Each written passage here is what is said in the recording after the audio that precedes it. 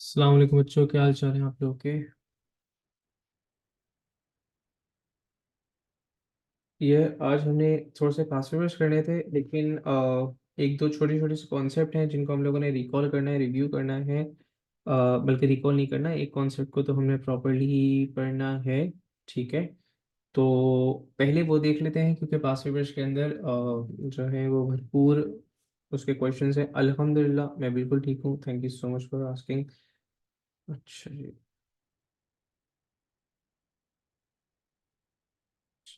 One of the, एक second दीजिएगा मुझे।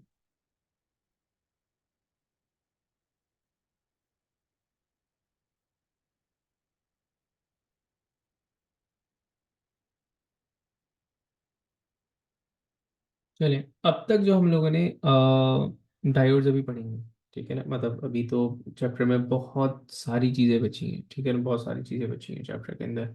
ठीक है, तो वो तो हमने बहुत थोड़ा सा पढ़ा है अभी। ठीक है, अब छोटी छोटी चीज़ें ऐड होती चली जाएंगी। ठीक है, अब तक जो हमने देखा था उसको एक दफ़ा रिकॉल कर लेते हैं। हम लोगों ने किरचॉफ्स रूल पढ़े थे। ठीक है, आपको याद होगा किरचॉफ फर्स्ट लॉ क्या था आपके पास। किरचॉफ फर्स्ट रूल ये था कि एक जंक्शन के अंदर जाने वाला करंट और जंक्शन से निकलने वाला करंट जो है वो आपके पास बराबर होगा। इसको हमने law of conservation of charge भी कहा था, कि जितना चार्ज एंटर करेगा उतना ही चार्ज आपके पास बाहर निकल रहा है, लीव कर रहा है। ठीक है, दूसरा जो हम लोगों ने पढ़ा था किरचॉफ सेकंड लॉ, वो ये कहा था कि एक लूप के अंदर, एक सिंगल लूप के अंदर जो हमारे पास टोटल वर्डन, टोटल एनर्जी है वो जीरो होगी।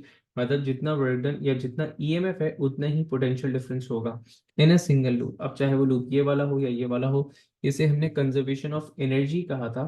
ठीक है, और क्योंकि यहाँ पे एनर्जी कंजर्व रहती है, जितनी बैटरी प्रोवाइड कर रही है एनर्जी उतना ही आपके पास जो है कंज्यूम भी हो रही है। ठीक है ना। आज का जो कॉन्सेप्ट है ना, that is internal resistance.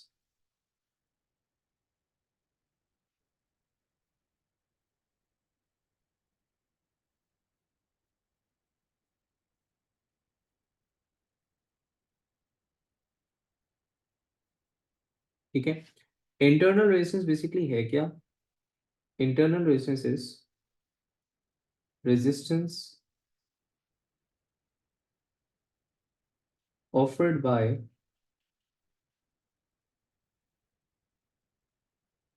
A cell या फिर अ बैटरी, वो इसकी इंटरनल रेजिस्टेंस होती है। ठीक है, अब देखें, हमने रेजिस्टेंस का जब कॉन्सेप्ट पढ़ा था तो रेजिस्टेंस के कॉन्सेप्ट के अंदर हमने देखा था कि एवरी कंडक्टर, एक सेकेंड, हमने पढ़ा था कि every conductor offers a certain amount of resistance, electrical resistance. Electrical resistance का मेन कॉज क्या था, atomic vibration, inter collision between the particles. ठीक है, उसके बाद हम लोगों ने देखा था कि जो रेजिस्टेंस है उसकी वजह से एक certain amount of thermal, certain amount of electrical energy जो है वो डिसिपेट हो जाती है in the form of heat. ठीक है, तो अगर एवरी कंडक्टर ये ऑफर कर रहा है, तो वो जो रेजिस्टर्स आपके पास मौजूद हैं, जो कंपोनेंट्स आपके पास मौजूद हैं, resistors that are defined to offer resistance, उनके अलावा इलेक्ट्रिकल वायर्स भी रेजिस्टेंस ऑफर करते हैं। Very very small amount, very negligible amount, but they do. ठीक है, अच्छा, अब ये नेग्लिजिबल अमाउंट भी डिपेंड करती है किस चीज़ के ऊपर, the material of the material पे of the wire, the conductor. Definitely अगर मैं एक ऐसा वायर यूज कर लूँ जिसकी खुद इंटरनल रेजिस्टेंस या पर रेजिस्टिविटी की वैल्यू बहुत ज़्यादा है, ठीक है, तो वो ज़्यादा रेजिस्टेंस ऑफर कर रहा होगा। यूजली इसी वजह से हम कॉपर यूज कर रहे होते हैं। अच्छा, अब एक सर्किट के अंदर, क्योंकि बैटरी एक ऐसा पार्ट है जिसके अंदर से भी आपके पास करंट फ्लो कर रहा है, तो बैटरी इज अ कंडक्टर। ठीक है, and a certain amount of energy जो कि वर्क डन बैटरी खुद कर रही है, ठीक है, उसी वर्क डन में से एक certain amount of energy of a unit charge dissipate हो जाता है in the energy it's in the battery itself. Now that amount of resistance which is offered by the battery is referred as internal resistance.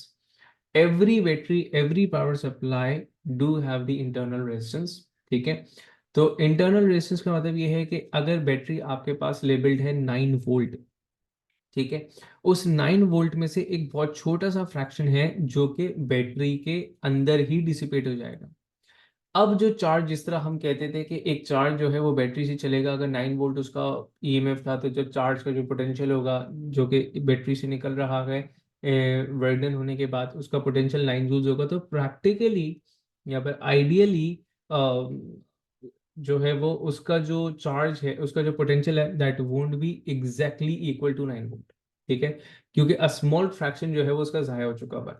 सबसे पहले देखो कि इसको represent हम किस तरह कर रहे होते हैं।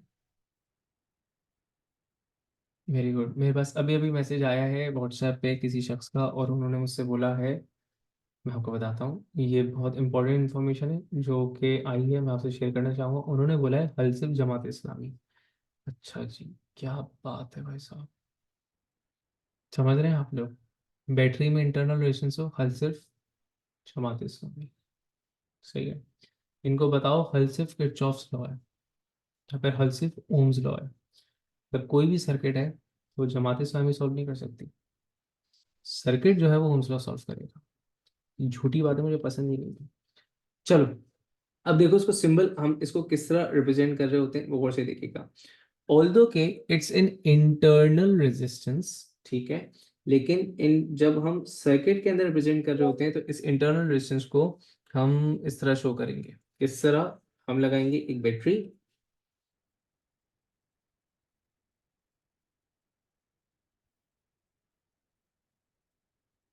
ठीक है, और बैटरी के साथ, मतलब ये जो अब मैं बना रहा हूं, ये सर्किट डायग्राम है ऑफ इंटरनल रेजिस्टेंस, ठीक है। तो क्योंकि नाम इसका इंटरनल है, बनती है एक्सटर्नल है, तो वो जरा कंफ्यूज करता है बच्चों को। तो बेटा एक चीज तो होती है उसका सर्किट डायग्राम। तो बेसिकली हम सर्किट डायग्राम बना रहे हैं कि अगर मुझे इंटरनल रेजिस्टेंस शो करनी होगी तो मैं किस तरह रिप्रेजेंट कर रहा हूँ। A small resistor is placed with the circuit with the battery in series, ठीक है। जब कभी भी आपके पास सर्किट में इस तरह का एक बैटरी लगी हुई हो तो वो आप समझ जाएंगे इंटरनल रेजिस्टेंस की बात हो रही है। अच्छा, हाउ टू आइडेंटिफाई कि ये इंटरनल रेजिस्टेंस वाला ही रेजिस्टर लगा हुआ है? तो it is always enclosed in a box, ठीक है। वो बॉक्स डॉटेड लाइन से बनाया जाता है। मैं यहाँ पे एक लाइटर कलर से इसको इनबॉक्स कर, ये ठीक है। तो अब गौर से समझिएगा, this is how the internal resistance is represented in a cell, ठीक है ना। अब गौर से समझिएगा कि ये जो है ना, इस पूरे को अब आप सेल कंसिडर करें, ठीक है। यूजली क्या है, ये सेल का सिंबल है और जो रेजिस्टेंस है वो सेल के अंदर मौजूद है, लेकिन डेफिनेटली मैं सेल के अंदर तो रिप्रेजेंट नहीं कर सकता, तो मैं इसको इस तरह रिप्रेजेंट करता हूँ, ठीक। अब if this is the EMF of the battery, E, let's say 9 volt जो मैंने कहा था, सही है, और इस सर्किट का जो टोटल करंट था वो आई था। अब आगे सर्किट क्या लगा हुआ है मुझे नहीं पता, ठीक है, मतलब कितने रेजिस्टर्स लगे हुए हैं, कितने कंपोनेंट्स लगे हुए हैं, सीरीज पैरेलल कॉम्बिनेशन क्या है, उसकी हम बात नहीं कर रहे इस वक्त, हम सिर्फ बैटरी के ऊपर है। मुझे ये पता है कि ये जो करंट आई, टोटल करंट जाएगा पूरे सर्किट में, जिस तरह भी इसने डिवाइड होना है, जब ये वापस आ रहा होगा तो अगेन ये इन द फॉर्म ऑफ आई ही आ रहा होगा, ठीक है। अब समझने वाली बात यह है कि जो internal resistance of the battery है उसमें से जो करंट गुजर रहा है वो लाजमी तौर पे total current of the circuit ही गुजर रहा होगा, क्योंकि बैटरी से जो करंट गुजरता है वो सर्किट का टोटल करंट होगा ना। तो आपके पास इंटरनल रेजिस्टेंस से भी टोटल करंट ही गुजर रहा होगा। अब द ड्रॉप, दो पोटेंशियल ड्रॉप आ रहा है, that is due to the internal resistance. वो किस तरह आएगा? सबसे पहले देखो कि इंटरनल रेजिस्टेंस को हम हमेशा स्मॉल आर से रिप्रेजेंट करते हैं। यूजुअली रेजिस्टेंस को कैपिटल आर से रिप्रेजेंट किया जा रहा होता है, इंटरनल रेजिस्टेंस को हमेशा एक स्मॉल आर से रिप्रेजेंट किया जाएगा। So the drop across the battery due to the internal resistance, तो जैसे मैंने कहा था कि हल सिर्फ ओम्स लॉ है, तो voltage across the internal resistance, voltage का एक फॉर्मूला हमने पढ़ा है, V equals to I into R, right. तो ये हो जाएगा voltage drop across the battery, I the total current into are.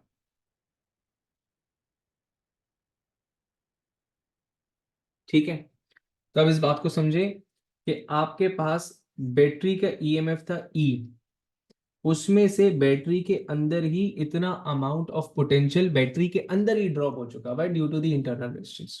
तो अब जो बैटरी के टर्मिनल्स हैं, लेट्स से ये वाले, ठीक है, अब इसको अज्यूम करें कि ऑल्दो ये सर्किट के ऊपर बैटरी के बाहर दो पॉइंट्स लगे हुए हैं, लेकिन प्रैक्टिकली इनको समझिएगा कि ये बैटरी के पॉजिटिव एंड नेगेटिव टर्मिनल्स के ऊपर मैंने प्रोब्स ऑफ दी मल्टीमीटर लगाए हुए हैं। ठीक है, अब अगर मैं voltage across these two points X and Y निकालता हूं, ठीक है, तो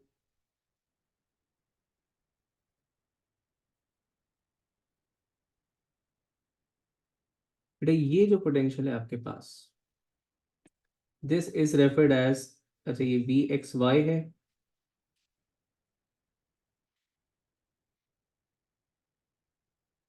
this V X Y is referred as terminal potential,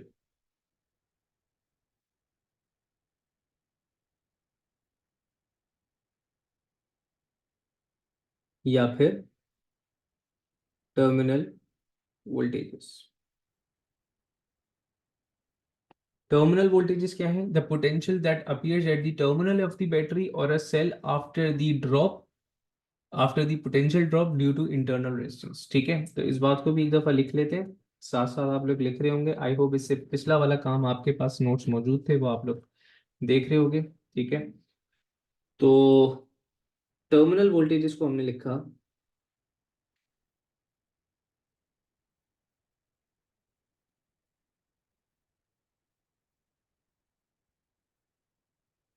terminal potential या फिर टर्मिनल वोल्टेजेस, वो आपके पास क्या होंगे?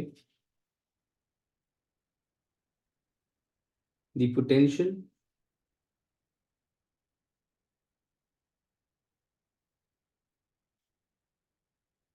at the terminals of the battery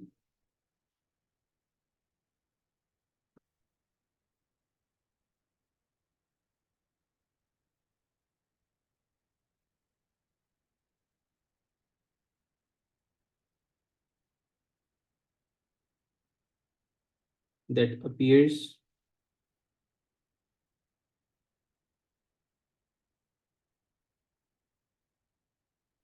after the internal drop।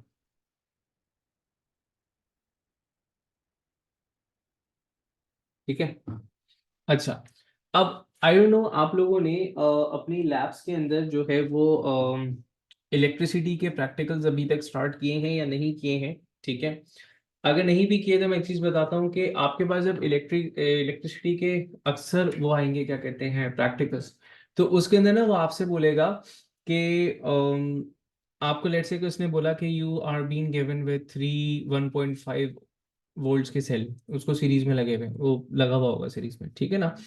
फिर वो बोलेगा record the EMF of the battery, या फिर record the voltages across the battery.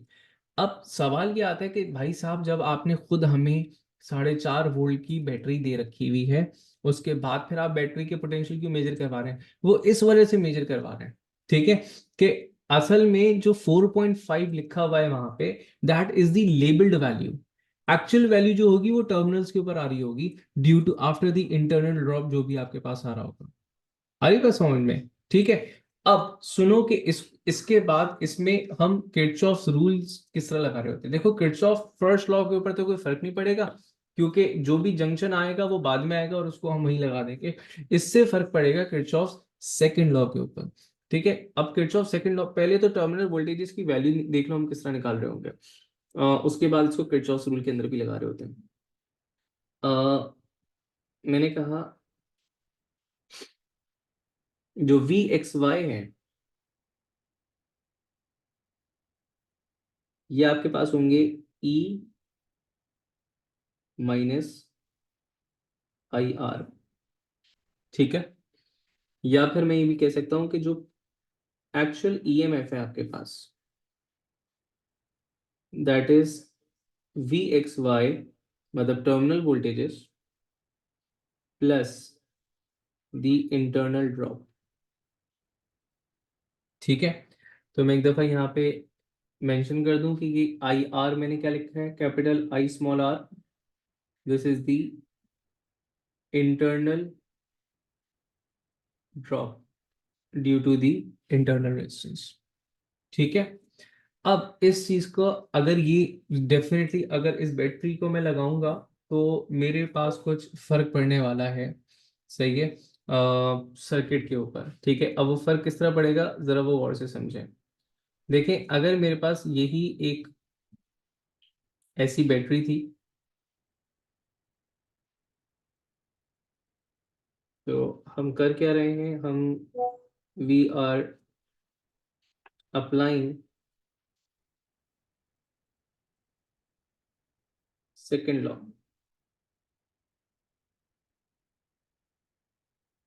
ठीक है। अब समझिएगा बात को। सेकेंड लॉ क्या था कि एक लूप के अंदर जो पोटेंशियल्स का सम है वो ईएमएफ के सम के बराबर है, ठीक है। अब यहां से मैं कुछ चीजें इरेज कर रहा हूं। अब मैं कहता हूं कि ये इस तरह की मेरे पास एक बैटरी लगी हुई थी जिसके पास इंटरनल रेजिस्टेंस भी थी, ठीक है। और फिर उसके अंदर हमने फर्दर चीजें ऐड की हैं, ठीक है ना, फर्दर कंपोनेंट्स ऐड कर दिए, और फिर हम इसका सेकेंड लॉ लगा करके देखते हैं। इसके अंदर सिंपल है, कोई नई चीज नहीं है इसके अंदर। लेट्स से कि एक रजिस्टर आपके पास यहाँ लगा हुआ था, एक रजिस्टर आपके पास ये लगा हुआ था, क्योंकि सर्किट बड़ा हो चुका है तो एक रजिस्टर में यहाँ भी लगा देता हूँ।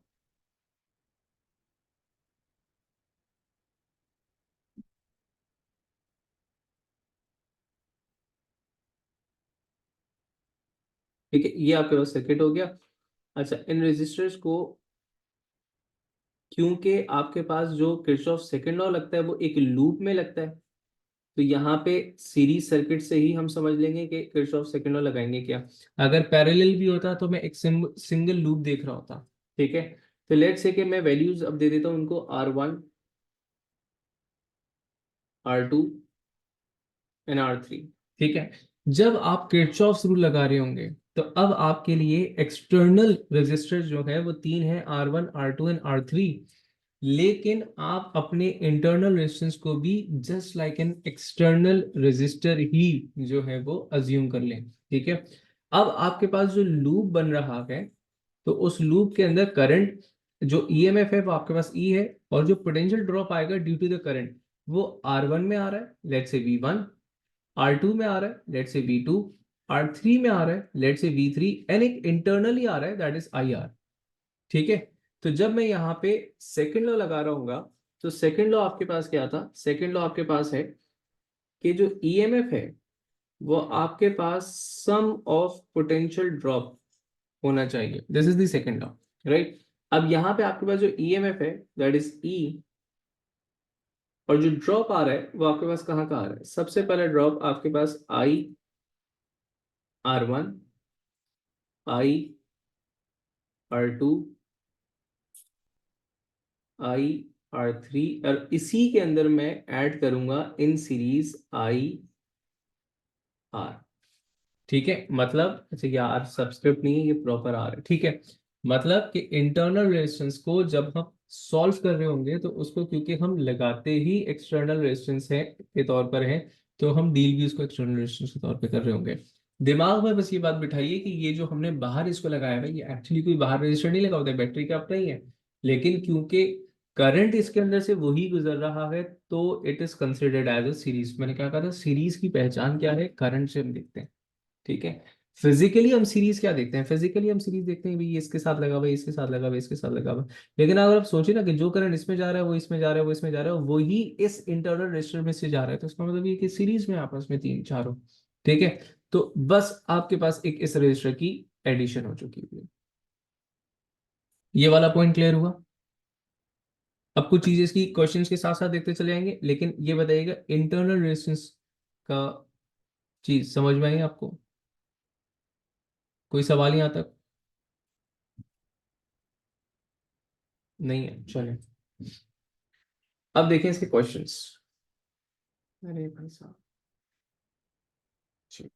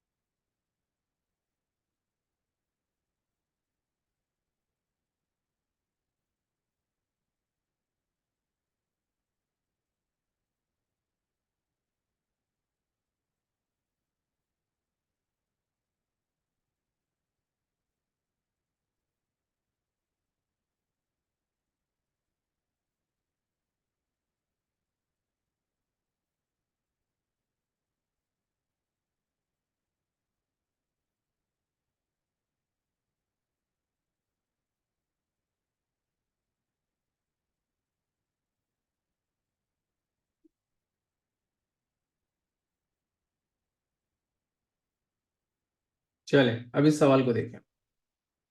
इस सवाल में उसने, बेटा ई है आपके पास ईएमएफ, ठीक है। वी एक्स वाई है टर्मिनल पोटेंशियल, आई आर है इंटरनल ड्रॉप, ठीक है। मैं एक दफा यहाँ पे मेंशन कर देता हूँ कि ई आपके पास, ये तो हमने लिख दिया था, ठीक है। वी एक्स वाई को मैंने मेंशन किया हुआ है कि वी एक्स वाई आपके पास टर्मिनल पोटेंशियल है,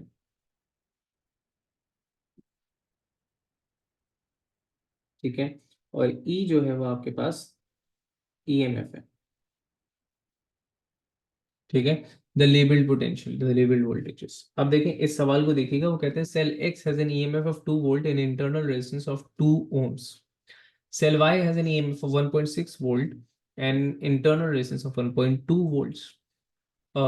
These two cells are connected to a resistor of resistance 0.8 ohms. What is the current in the cell? अब देखो, आपने डेफिनेटली यहाँ पे लिखाना है किरचॉफ सेकंड लॉ, ठीक है। According to the Kirchhoff second law, आप सबसे पहले, अच्छा आपके पास तो लूप ही एक ही है तो आप उसी लूप को कंसीडर करोगे यहाँ पे, ये सही है। अब आपके पास करंट भी इसके अंदर एक ही फ्लो कर रहा होगा, तो करंट की वैल्यू को मैंने सिर्फ आई लिख दिया, ठीक है। ये क्वेश्चन बहुत जल्दी से बहुत स्पीड में सॉल्व होने वाला क्वेश्चन है, लेकिन क्योंकि मैं यहाँ पे इसको समझा रहा हूँ तो मैं थोड़े से स्टेप्स बढ़ा रहा हूँ, ठीक है। अब आपके पास सेल जो लगे हुए हैं, अगर आप गौर करो तो इसका positive terminal is connected to the positive terminal of the second one.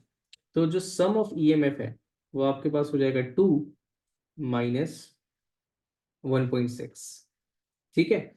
उसके बाद जो आपके पास करंट है वो किन किन रेजिस्टर्स में से गुजर रहा है, वो गुजर रहा है 2 ओम में से, 0.8 ओम में से, 1.2 ओम में से, और सीरीज में लगे हुए तीनों, ठीक है। तो जो मैंने कहा था कि जल्दी से सॉल्व हो सकता है, तो मैं एक लॉन्ग चले प्रोसेस से लेके चलता हूँ। आई इंटू 2 ओम्स, ये वाला, plus I into 0.8 ohms, and plus I into 1.2। जल्दी वाला प्रोसेस क्या था कि जब आपको पता है कि करंट सेम है सब में, तो आपने करंट को बाहर निकाल के सीरीज में तमाम रजिस्टर्स को ऐड कर दिया। 2 प्लस 0.8 प्लस 1.2, और ये आपके पास हो जाता है 0.4। 0.4 divided by 4 is the value of current, जो कि आपके पास आ रही है 0.1 एम्पेयर, ठीक है। कुछ भी नहीं है, इंटरनल रेजिस्टेंस पे, मतलब इस इंटरनल रेजिस्टेंस से सर्किट की सॉल्विंग के ऊपर कोई फर्क नहीं पड़ा, आपने एक रजिस्टर सीरीज में ऐड कर दिया, दैट्स इट, ठीक है। बताइएगा यहाँ पे कोई इशू नहीं है ना? चलो आगे बढ़ते हैं। अच्छा, इसके जो मजेदार वाले क्वेश्चन है वो थोड़े से कम है, लेकिन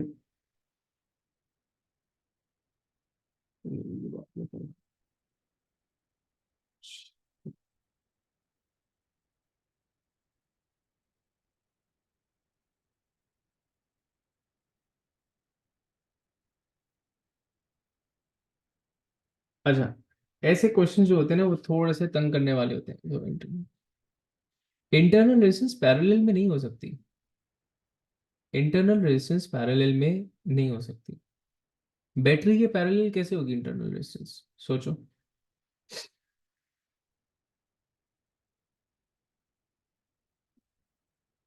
समझ रहे हो, इंटरनल रेजिस्टेंस पैरेलल में कभी भी नहीं होती।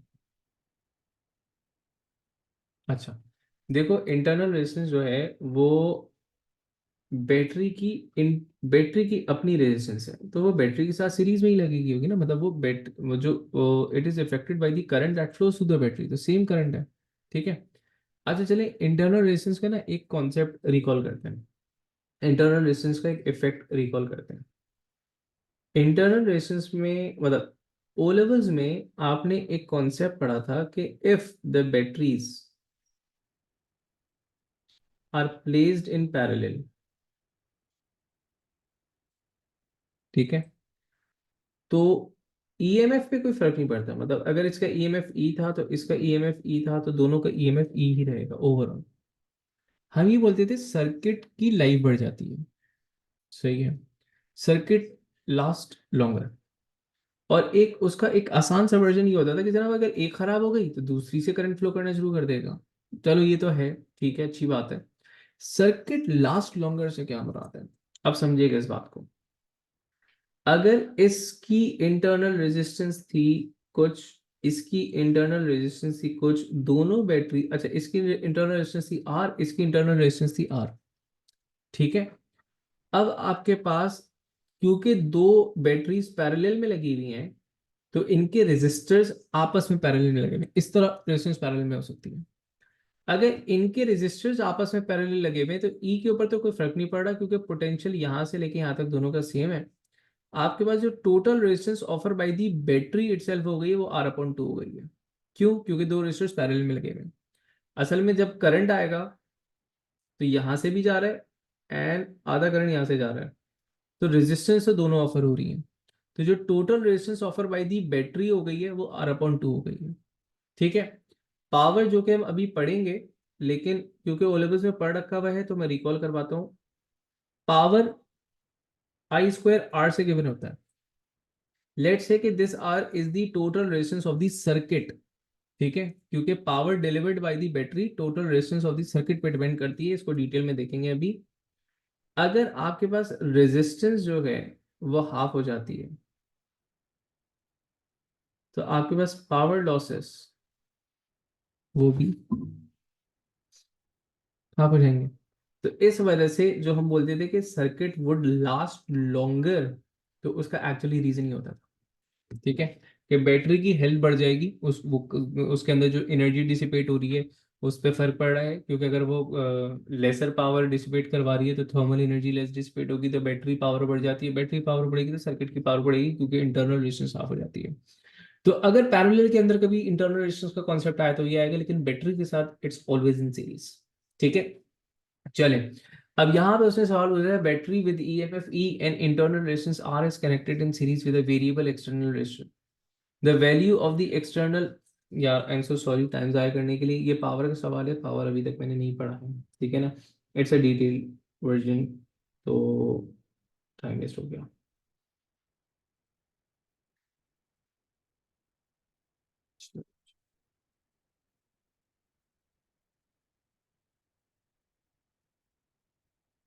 अच्छा, अब ये सवाल देख लेते हैं, सिंपल सा क्वेश्चन, ठीक है। वो कहता है टू आइडेंटिकल, जबरदस्त, टू, यार ये तो बिल्कुल वही चीज आ गई जिसकी मैं अभी बात कर रहा था। Two identical batteries each have EMF 6 volts and internal resistance R. The batteries are connected to an external resistor of resistance 11 ohms. The current in the external resistance is 0.5 ampere. What is the internal resistance R of each battery? ठीक है। देखें अभी मैंने कहा था कि अगर मैं same values of batteries of cell parallel में लगा दूंगा तो आपके पास ओवरऑल ईएमएफ के ऊपर कोई फर्क नहीं पड़ेगा, इंटरनल रेजिस्टेंस क्योंकि पैरेलल में आ चुकी है, अब ये दोनों ही हाफ हो जाएंगे। अगर मैं इसी का एक इक्विवेलेंट सर्किट बनाऊं तो इसी का इक्विवेलेंट सर्किट आपके पास इस तरह बनेगा कि ये आपके पास हो गई है बैटरी ऑफ 6 वोल्ट्स, और क्योंकि दो रेजिस्टेंस आर आर के पैरेलल में लगे हुए थे तो ये हो जाएगा R/2। ठीक है, ये आपके पास इक्विवेलेंट बैटरी हो गई, यूं समझ लीजिए। ठीक है, इसके साथ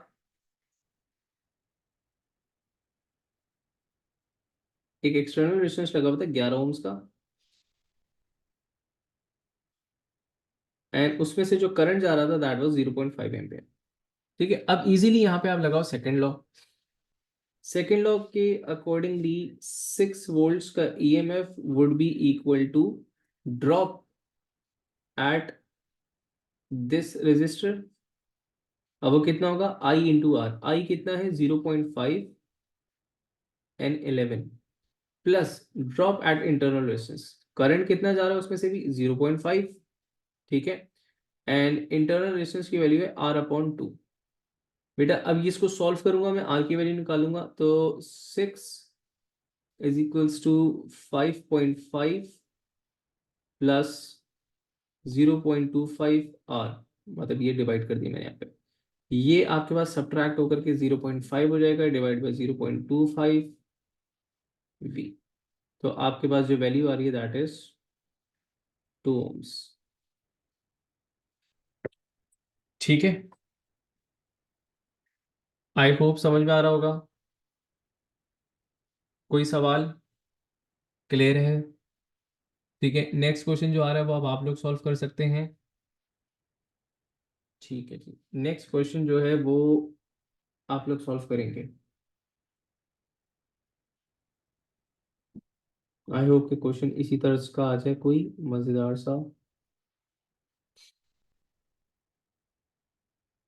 अच्छा बेटा, पैरेलल में लगे हुए थे ना, इसलिए R/2 हो गया। मतलब दो इक्वल वैल्यूज ऑफ रेजिस्टर अगर पैरेलल में लगे हुए हो तो ओवरऑल रेजिस्टेंस क्या हो जाती है, हाफ हो जाती है, इस तरह। चले बेटा, ये 156 है, इसको कीजिए जरा। नोटबुक्स, पेपर, पेंसिल, किरतास, कलम अपने हाथ में रखिए और फिर सॉल्व कीजिएगा। ये थोड़ा सा टफ है। मांगा क्या है, what is the resistor of each resistor R. ठीक है,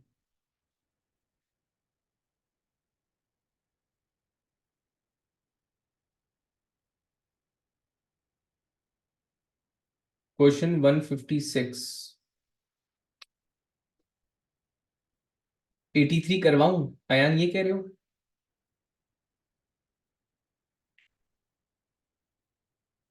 चले पहले 156 कर लें, उसके बाद 83 करवाता हूँ।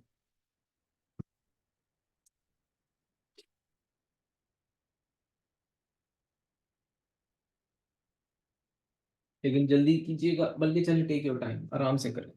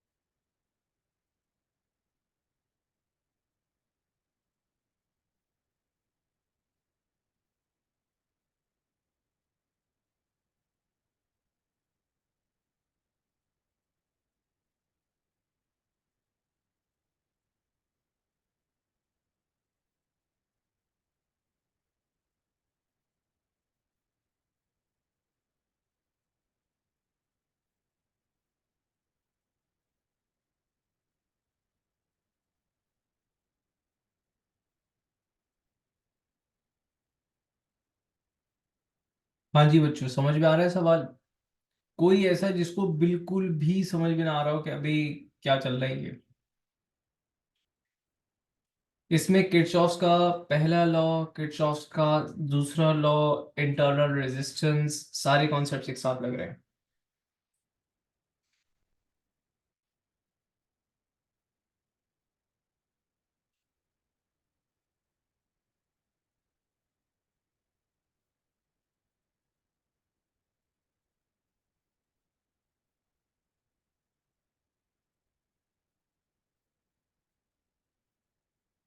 ठीक है उमेर, अभी मैं देखता हूँ और कोई जिसको ना समझ में आ रहा हो,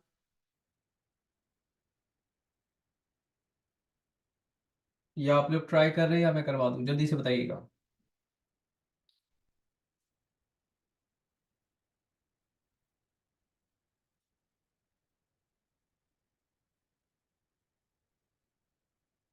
कितने हजरात इस वक्त क्लास ले रहे हैं? Raise your hand everyone. Ayaan, Sama, Hijab, Kulsoom, ठीक है ठीक है ठीक है, माशाल्लाह माशा। ओके, ठीक है, आप भी है। गुड हो गया। मोहसिन अख्तर क्लास में नहीं है,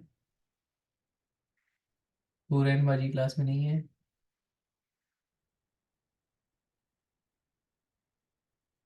ठीक। चलिए जी, अब इस सवाल को देखिए, बहुत ही कोई लवली किस्म का सा सवाल है। सही है। देखिए उसने आपसे पूछा है, एक सेकंड दीजिए।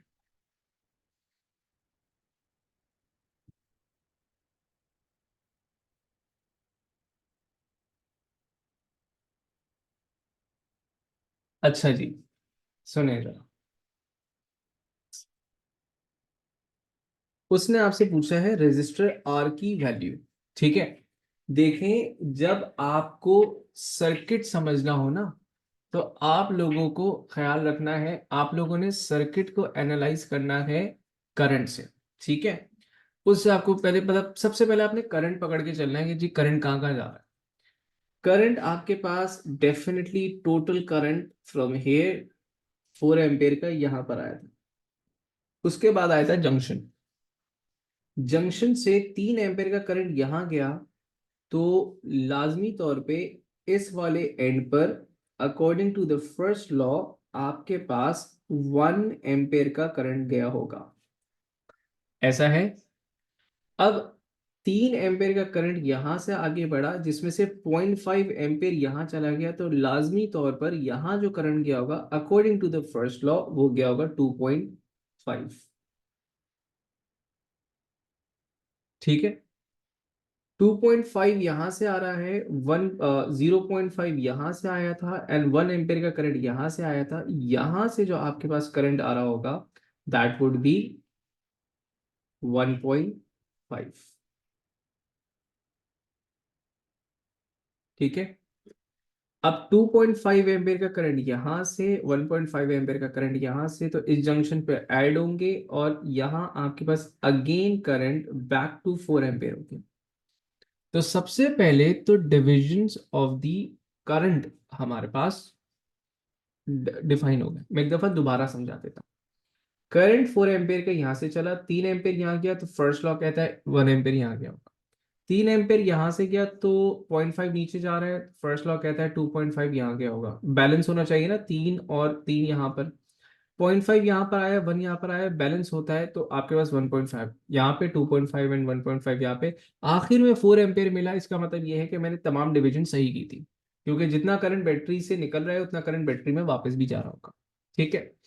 अब उसने आपसे कहा कि आर की वैल्यू निकाल दें, और आपके पास आर, अगर किसी के जहन में ये ख्याल आया हो क्या इन दोनों आर की आर के अक्रॉस पोटेंशियल सेम होगा, तो वो ख्याल गलत था।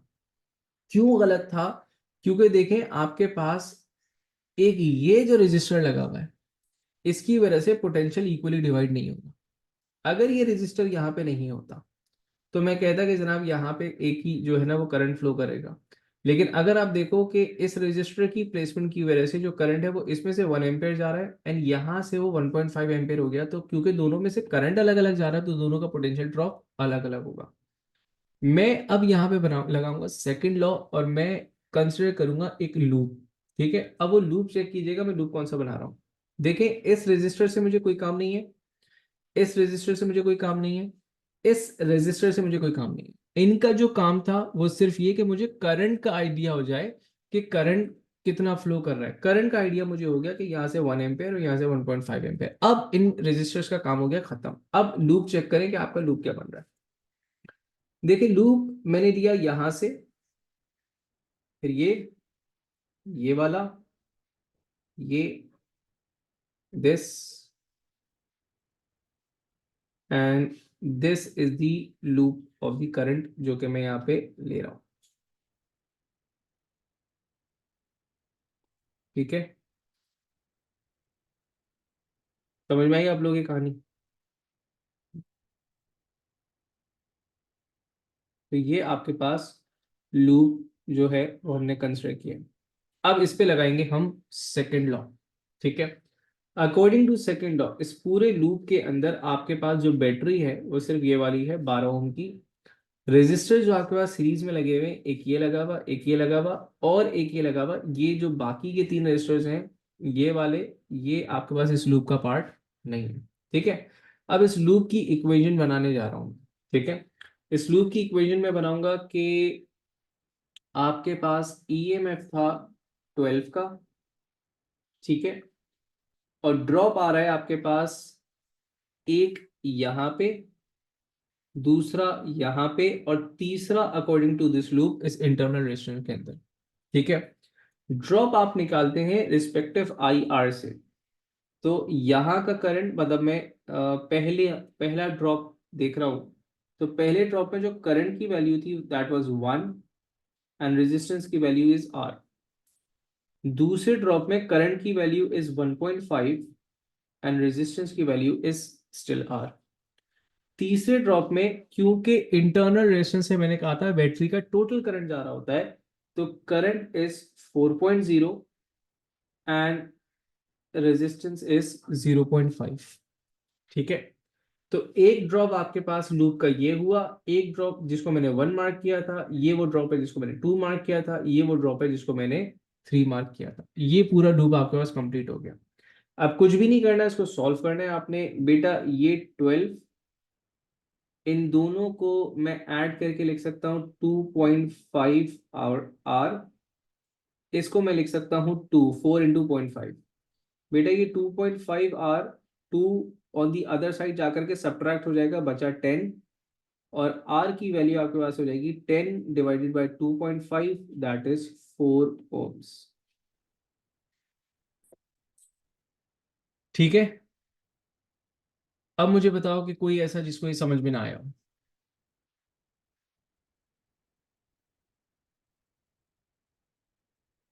बस इसी तरह के सिंपल एमसीक्यूज आते हैं बेटा, ये इसके अंदर देख लें कितना आसान है ये। समझ में आ रहा है आपको? इसलिए तो मैं आप लोगों से बोलता हूँ पढ़ना वढ़ना नहीं है। बिल्कुल। पहले तो मुझे बताओ, मैं वो कर दूंगा, पहले मुझे बताइएगा इसकी इसकी स्क्रीनशॉट ले लें अगर आप लोग। इसकी इसकी स्क्रीनशॉट एक मैं भी ले लेता हूँ।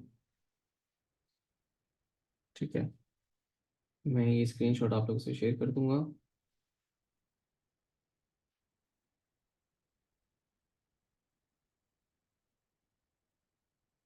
सर, करंट दोनों में अलग अलग देखो, करंट तो डिपेंड करता है। हाँ, देखो दो लूप, चलो मैं दोनों के साथ पहले अपने सुनना। रेजिस्टर्स की वैल्यू सेम है। अब करंट बिल्कुल अलग अलग जा सकता है, वो तो डिपेंड करता है ना कि मैंने कनेक्शन किस तरह किया है। करंट तो कनेक्शन पे डिपेंड करता है, सीरीज है पैरेलल है क्या। अब ये दोनों आर जो है वो आपस में पैरेलल लगे हुए हैं, सीरीज थोड़ी है। कैसे पता चला मुझे पैरेलल लगे हुए? भाई देखो, दोनों में करंट जो है वो डिवाइडेड करंट जा रहा है। ये वाला आर जो है, अच्छा बड़ी कॉम्प्लिकेटेड सर्किट है ये पूरा इन दो के साथ। एक्चुअली आपके पास ये पूरा कॉम्बिनेशन ये तीन के साथ सीरीज में लगा हुआ है। ठीक है ना? तो आप डायरेक्टली इनको रिलेट भी नहीं कर सकते इस वक्त यहाँ पे। एक बात, दो लूप्स किस सिचुएशन में बनेंगे बेटा? दो लूप्स उस सिचुएशन में बनेंगे, फॉर एग्जांपल उसने यहाँ पे मुझे इस रजिस्टर की वैल्यू दी हुई होती एक्स और बोलता है इस एक्स को भी मालूम कर दो। अब मुझे उस x को निकालने के लिए डेफिनेटली एक दूसरा लूप ये वाला बनाना पड़ता, या फिर कोई से भी और दूसरा, लेकिन लूप बनाना पड़ता। दो लूप्स वहां बनेंगे जहां पर मेरी जो डिजायर्ड आउटपुट है वो एक लूप से नहीं आ रहा, दो लूप से आ रहा है।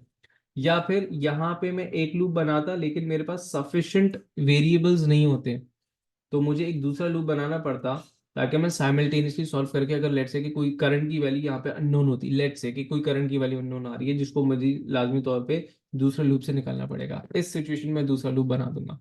Rarely, it is very rare कि वो आपसे एमसीक्यूज में दो लूप्स बनवाते हैं, ठीक है ना। दो लूप्स बने हुए हैं लेकिन वो आपके पास उसमें है। अरे, जबरदस्त हो गया यार ये, क्या बात है। Thank you for the compliment. अच्छा जी, 83 बोला था आपने मुझसे। मैं एक सवाल और करवा दूं बस, 83। ठीक है, मैं एक सवाल और करवा रहा हूँ उसके बाद। अच्छा, डू एक्सपेक्ट के क्लासेस अभी आपकी वीकेंड्स पर भी होंगी और मैं टॉपिक ही कंटिन्यू करूंगा, ठीक है। तो मतलब अगर मैं क्लास अनाउंस कर रहा हूँ आपके ऑफिशियल ग्रुप पे, तो समझ जाइएगा टॉपिक कंटिन्यू हो रहा है, नो मिस सीन है वहां पे। ये वाला सवाल है अयान।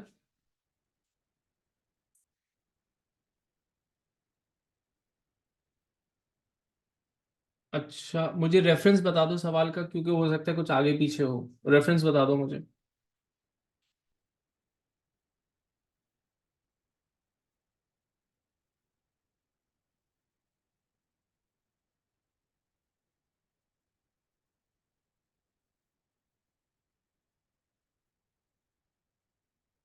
नवंबर 15। नवंबर 15 इससे पहले होगा। नवंबर 15 पेपर 1 2, क्वेश्चन 37।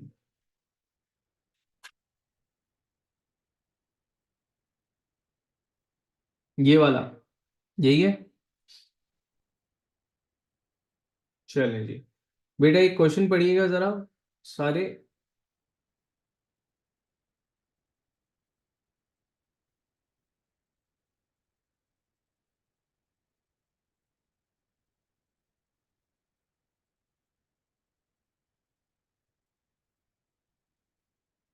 नहीं, इलेक्ट्रिक फील्ड हमारे सिलेबस का पार्ट नहीं है, ठीक है। Electric field use to be a part of AS, now it is move to A two, तो इलेक्ट्रिक फील्ड्स हमारे सिलेबस में नहीं है। तो अगर आप लोग ए टू तक पहुंचे तो इंशाल्लाह आप लोग वहां पे पढ़ेंगे। चलें जी, सवाल देखिएगा।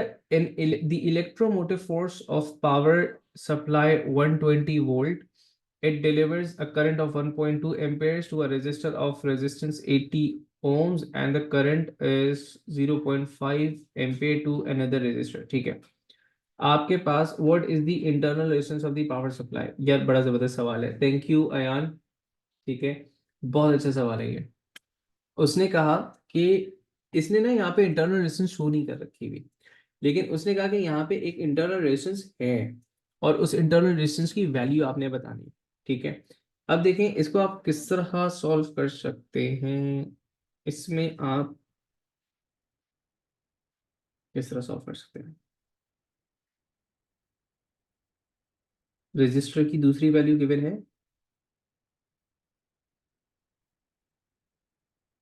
120 1.2 एम्पेयर 80 ohms एंड, ठीक है। अच्छा, चले, ये भी सिंगल लूप से हो जाएगा। देखो, अगर मैं एक लूप बना रहा हूं, मेरे पास इस रजिस्टर की वैल्यू नहीं है और चाहिए भी नहीं, ठीक है ना। अब देखो किस तरह सॉल्व करूंगा। एक लूप मैंने बनाया ये वाला, ठीक है। यहां से जो करंट टोटल चल रहा होगा ना, वो होगा 1.2 प्लस 0.4। तो 1.2 प्लस 0.4 आपके पास हो जाता है 1.6 एम्पेयर।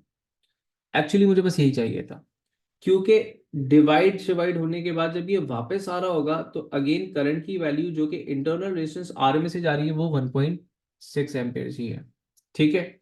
लूप मैंने जो ऊपर वाला बनाया मैं उसके हिसाब से सॉल्व करूं तो अकॉर्डिंग टू द लूप मेरे पास 120 की पावर सप्लाई है, ठीक है। लूप के अंदर एक ड्रॉप आ रहा है मेरे पास 80 ओम के रेजिस्टर के अंदर विद करंट ऑफ 1.2, और दूसरा ड्रॉप मेरे पास आ रहा है 1.6 एम्पेयर के करंट के साथ इन दी इंटरनल रेजिस्टेंस, ठीक है। अब इसको सॉल्व करके आप इंटरनल रेजिस्टेंस की वैल्यू निकाल लो। आपके पास ये हो जाएगा 120, ठीक है, minus 80 into 1.2। 80 into 1.2 is, calculator, 96, ठीक है, which is equals to 1.6 R, ठीक है। तो 120 में से माइनस किया, दैट इज 24, डिवाइड कर दो 1.6 में से, ये हो जाएगा आर। 24 डिवाइडेड बाय 1.6, आपके पास इंटरनल रेजिस्टेंस की वैल्यू आ गई 15 ओम्स, ठीक है। So this is how it was suppose to be done. मुझे दूसरे रजिस्टर की वैल्यू नहीं चाहिए थी, मुझे एक्चुअली ये रजिस्टर चाहिए था, इसमें से करंट चाहिए था, तो उसने करंट तो दे रखा हुआ था 1.2 उसमें से 0.4 इसमें से। अब मुझे पता है कि दोनों ऐड हो जाएंगे यहाँ पे अकॉर्डिंग टू फर्स्ट लॉ, वो 1.6 हो जाएंगे। तो यहाँ लगा फर्स्ट लॉ, ये लगा सेकेंड लॉ, सॉल्व हो गया सर्किट आपके पास। क्लियर है बेटा?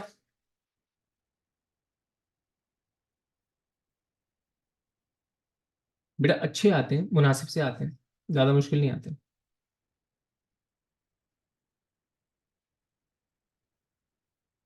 सर डिफरेंस इतना बड़ा है, question 81 for you is question 200 for, अच्छा ये ठीक है यार। हाँ, क्या कर सकते हैं, असल में वो रीज़न ये भी हो सकता है कि जब हम इसको चेंज भी करते रहते हैं, मेरा ये बाइंडर शायद पुराना होगा, तो हम अक्सर सीक्वेंस चेंज की थी एक दफ़ा हमने, पुराने में फ्रॉम लेटेस्ट टू प्रीवियस था, फिर प्रीवियस टू लेटेस्ट कर दिया था, तो उसमें हो सकता है वो पूरा स्वैप हो गया होगा। चलें, अच्छा बेटा इसके पेपर टू हम सॉल्व, मतलब इसके पेपर टू डेफिनेटली उमेर हम सॉल्व करेंगे, ठीक है। नेक्स्ट क्लास आपकी मोस्ट प्रोबेबली फ्राइडे सैटरडे या सैटरडे संडे, ठीक है।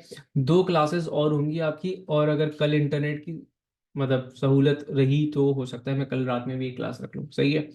तो हम लोगों ने क्लास रखनी है, अगेन बता रहा हूँ, क्लास जब अनाउंस करूंगा तो समझ जाना कि मैं आगे ही पढ़ाऊंगा। रात वाली क्लास डेफिनेटली अभी तक तो इरादा है, all depends upon the internet की सिचुएशन, ठीक है, क्योंकि फिलहाल, एक सेकेंड,